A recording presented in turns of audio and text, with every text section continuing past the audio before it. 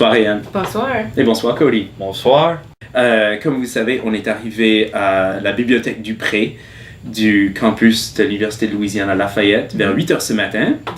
Et notre équipe s'est dirigée directement au 3e étage, à la Louisiana Room, la salle louisianaise, où on a passé plusieurs heures à explorer un fonds, le fonds Acadian Bicentennial Celebration Collection, qui a été constitué autour des fêtes du bicentenaire de la déportation en 1955.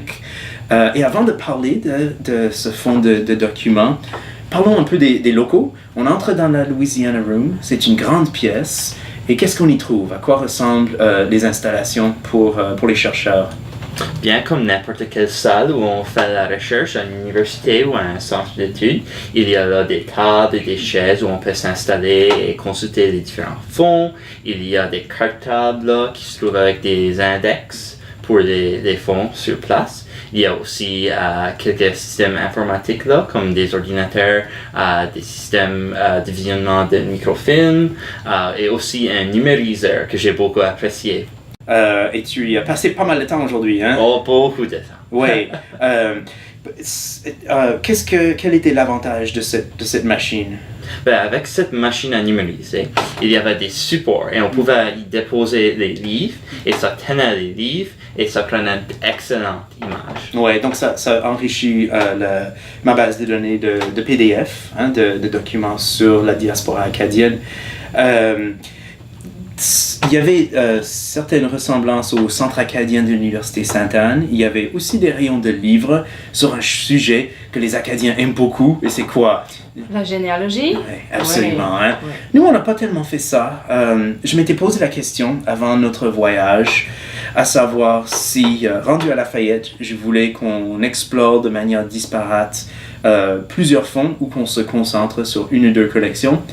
Et j'ai fini par choisir cette dernière solution. Donc, c'est pour ça que on s'est concentré sur un petit fonds aujourd'hui, composé uniquement de 3 boîtes. Donc, quand la bibliothécaire nous l'a sorti, ça tenait sur une étagère, hein, sur roulettes, mais c'était quand même très riche. Réan, quel type de documents composait le fonds du bicentenaire? Oui, donc il y avait majoritairement des correspondances. Il y avait aussi de la programmation, des lettres, des procès-verbaux du comité organisateur de les célébrations. Il y avait aussi des coupures de journaux et des publications. Tu avais vu une publication qui avait un lien vraiment intéressant avec la Nouvelle-Écosse. Oui. C'était un petit livre, oui, qui était écrit par Monsieur Dr. Émile Leblanc de Pubnico-Ouest en Nouvelle-Écosse, oui. Et c'est la provenance de ce livre, en Louisiane, c'était ça le titre, hein? Oui. C'était un titre très simple. Rejoignait des petites trouvailles que tu faisais dans les correspondances. Tu peux nous en parler? Oui, quand je dépouillais la correspondance de ce fonds, je tombais souvent sur des lettres écrites par ce même Dr. Émile Leblanc qui a passé beaucoup de sa vie, la plupart de sa vie, comme médecin à Pubnico-Ouest. Donc c'est quelqu'un de mon coin. Est-ce que tu voyais des correspondances avec d'autres personnes de Pubnico? Oui, il y avait un monsieur Louis d'Entremont et il y avait aussi, par exemple, des correspondances avec des gens à Moncton et des gens à Québec. Le docteur Émile Leblanc a une place spéciale dans mon cœur, peut-être dans le cœur des amis de l'Acadie et des Acadiens. C'est le père de quelqu'un qui est très important dans notre communauté du sud de la Nouvelle-Écosse, Père Maurice Leblanc. Absolument. Et quand je suis allé voir le Père Maurice Leblanc l'an dernier pour un entretien, il m'a raconté qu'il a fait 4 voyages en Louisiane. Le premier voyage datait de 1955, pendant les fêtes du bicentenaire. Et on a même vu une lettre aujourd'hui où son voyage est mentionné, n'est-ce pas? Oui, c'est correct.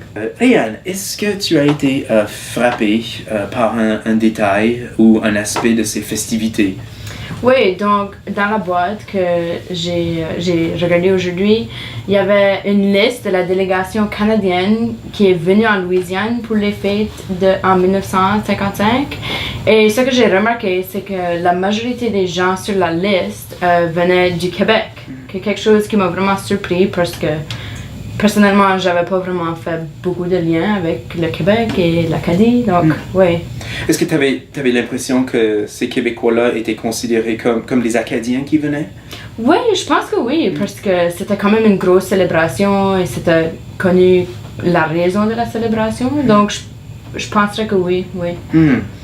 Avez-vous remarqué ce sur quoi moi je me penchais pendant que j'étais là? J'étais à côté de vous avec mon iPad à regarder des dossiers et à prendre des photos. Est-ce que vous avez vu ce que je regardais moi? Oh, des coupures de joints.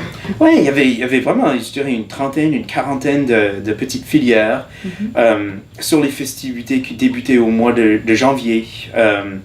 Et ce qui m'a interpellé, frappé, entre autres, c'était le souci et tous les questionnements sur la langue française en Louisiane. Et je sais que les Canadiens francophones se demandent vraiment depuis le 19e siècle, est-ce que le français va survivre en Louisiane? Et c'est probablement une question que vous posez, hein? Oui. Et est-ce qu'on a rencontré des francophones ici? Oh, Oui. bien sûr. Oui.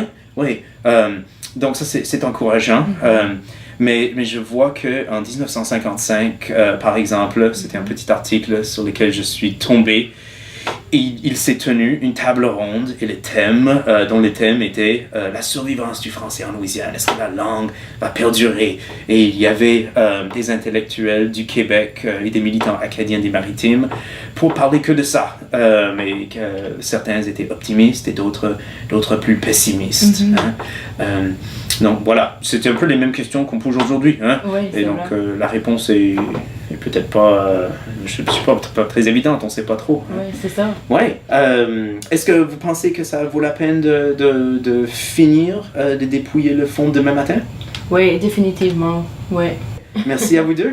Merci. Au revoir.